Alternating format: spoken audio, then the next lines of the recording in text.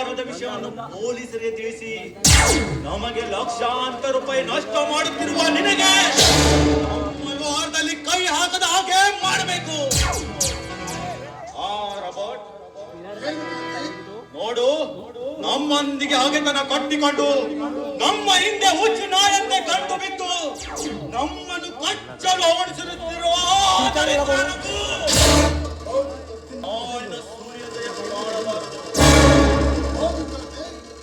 ನಮ್ಮೊಂದಿಗೆ ನೋವಿನಿಂದ ಇದ್ದ ಆಶಚಂದ್ರನನ್ನು ಹೀಗೆ ಬಿಡಬಾರದು. ಹೂಗಾಟಿ, ಈಗ ಯಾಕೆ ರಾಬರ್ಟ್? ಏಕೆಂದರೆ ಲಾರಿಗಾರದಿಂದ ಎಲ್ಲ ವಿಷಯ ತಿಳಿದುಕೊಂಡು ಆ ವಿಷಯಕ್ಕೆ ನಮ್ಮನ್ನು ಬಂಧಿಸಲು ಅಂದರು.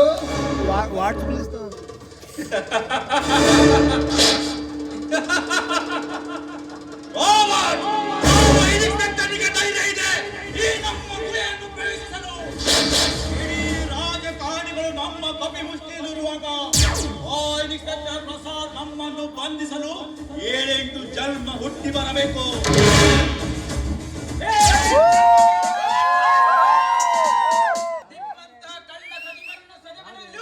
ಈ ಭಗವಂತ ಕೊಟ್ಟ ಒಂದೇ ಒಂದು ಜನ್ಮ ಸಾಕು ನನಗೆ. ಮಿಸ್ಟರ್ ಕಾರ್ತಿಕ್, ನೀನು ಇಲ್ಲಿಂದ ಗೋವಾಕ್ಕೆ ಕಳುಹಿಸಿದ ನಿನ್ನ ಕಳ್ಳ ಮಾಲು ಈಗ ನಮ್ಮ ವಶವಾಗಿದೆ. ಆ ಮಾಲಿನ ಒಡೆಯನಾದ ನಿನ್ನನ್ನು ಅರೆಸ್ಟ್ ಮಾಡಬೇಕಾಗಿದೆ. ಏನಂದೆ? ಕೋಟ್ಯಾಂತರ ರೂಪಾಯಿ ಕಳ್ಳ ವ್ಯವಹಾರ ಮಾಡಿ ಎಷ್ಟೋ ರಾಜಕಾರಣಿಗಳು ನಾವು ಸಾಕಿ ಅವರ ಪ್ರಭಾವದಿಂದ ಇಂಥ ಕಳ್ಳ ವ್ಯಾಪಾರ ಮಾಡಿ ಬರೀ ರೆಸ್ಟ್ನಲ್ಲೇ ಕಾಲ ಕಳೆದಿರುವ ಈ ಕಾರ್ತಿಕನಿಗೆ ಅರೆಸ್ಟ್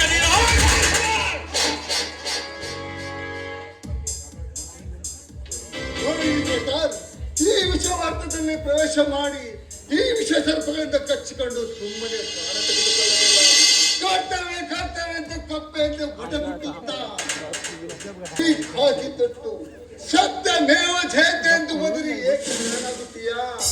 ಬದುಕಿನಲ್ಲಿ ಏನಾದರೂ ಸಾಧನೆ ಮಾಡಬೇಕೆಂದು ಬಂದ ದಾರಿಗೆ ಸಂತೋಷದೆ ಹೊರಟೋಗೋ. ನಿಮ್ಮಂತಹ ಕಳ್ಳ ಕದಿಮರ ಬೆದರಿಕೆ ನಾವೆಷ್ಟೋ ನೋಡಿದ್ದೇನೆ. ನಿಮ್ಮಂತವರ ಬೆದರಿಕೆಗೆ ಹೆದರುವಂತಿದ್ದರೆ ಈ ನನ್ನ ಮೈ ಮೇಲೆ ಪವಿತ್ರವಾದ ಖಾಕಿ ಬಟ್ಟೆಯನ್ನು ತೊಡುತ್ತಿರಲಿಲ್ಲ. Mister Karthik and Mister Robert, ನೀವಾಗಿಯೇ ಕಾನೂನಿನ ಸಂಕೋಲೆಯನ್ನು ತೊಟ್ಟು ಬಂದಿಯಾದರೆ ಸರಿ, ಇಲ್ಲವಾದರೆ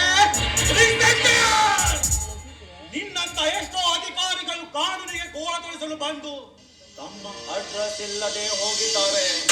ಈ ನಮ್ಮ ಚಕ್ರವ್ಯೂಹದಲ್ಲಿ ಪ್ರವೇಶಿಸಿ ನಮ್ಮ ಕೈಗೆ ಕೋಳ ತೊಳಿಸಲು ಬಂದ ಆ ಕೋಳವೇ ನಿನಗೆ ಉರುಳೆಂದು ತಿಳಿದುಕೋಬಹುದು. ನಿನ್ನಂತ ನಿಷ್ಠವಂತ ಅಧಿಕಾರಿಗಳು ಇದ್ದರೆ ನಮ್ಮಂತ ಕಳ್ಳ ಕದಿಮರಿಗೆ ಸುದಿರಲಿಲ್ಲ. ನೆನಪಿಸಿಕೋ ನಿನ್ನ ನೇಮವನ್ನು. ಮಿಸ್ಟರ್ ಕಾರ್ತಿಕ್, ಈಗ ಎಲ್ಲಿ ಅಡಗಿ ಹೋಯಿತು ನಿನ್ನ ಅಟ್ಟಹಾಸ ಪೌರುಷ? ಜಗತ್ತಿನಲ್ಲಿ ನೀನೊಬ್ಬನೇ ಡಾನ್ ಎಂದು ಮೆರೆಯಬೇಡ. ಎಂತೆಂತ ಕಳ್ಳ ಕದಿಮರಾದರೂ ಸರಿ, ಈ ಕಾನೂನಿಗೆ ಶರಣಾಗಬೇಕಾಗಲೇಬೇಕು.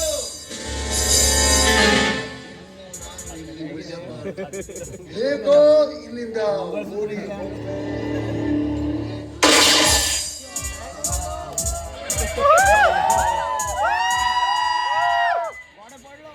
ಇನ್ಸ್ಪೆಕ್ಟರ್, ನಮ್ಮನ್ನು ಬಂಧಿಸವೆಂದು ಹೆಮ್ಮೆ ಪಡಬೇಡ. ನಿನ್ನ ಹತ್ತಿರ ಕಾಕಿ ಅವರಿದ್ದರೆ ನನ್ನ ಹತ್ತಿರ ಕಾದು ತೊಟ್ಟ ನಮ್ಮ ರಾಜಕಾರಣಿಗಳ ಕೈಯಲ್ಲಿದೆ ಅನ್ನೋದನ್ನು ಮರೆ. ಅಧಿಕಾರದಿಂದ ನಿನ್ನ ನಮ್ಮನ್ನು ಬಂಧಿಸದಿಂದ ಪರಿಣಾಮ ಏನಾಗುತ್ತೆ? ನಿನ್ನಂತ ನೂರಾರು ನಾಯಿಗಳನ್ನು, ನೀವು ಹಾಕಿದ ಮೂಳೆಗಳನ್ನು ತಿಂದು ಬದುಕುತ್ತಿರುವ ಭ್ರಷ್ಟ ರಾಜಕಾರಣಿಗಳನ್ನು ನಾನು ನೋಡಿದ್ದೆ. ನೋಡು ಕಾರ್ತಿಕ್, ಈಗ ನೀನು ಹಲ್ಲು ಕಿತ್ತ ಹಾವು ನನ್ನ ಕಸ್ಟಡಿ ಎಂಬ ಬುಟ್ಟಿಯೊಳಗೆ ಬಿದ್ದಿರಬೇಕು. ಈ ಕಾರ್ತಿಕ್ ಹಲ್ಲು ಕಿತ್ತ ಹಾವಲ್ಲ, ವಿಷ ತುಂಬಿದ ಭಯಂಕರ ಕಾಳಿಂಗ ಅದು ವಿಷ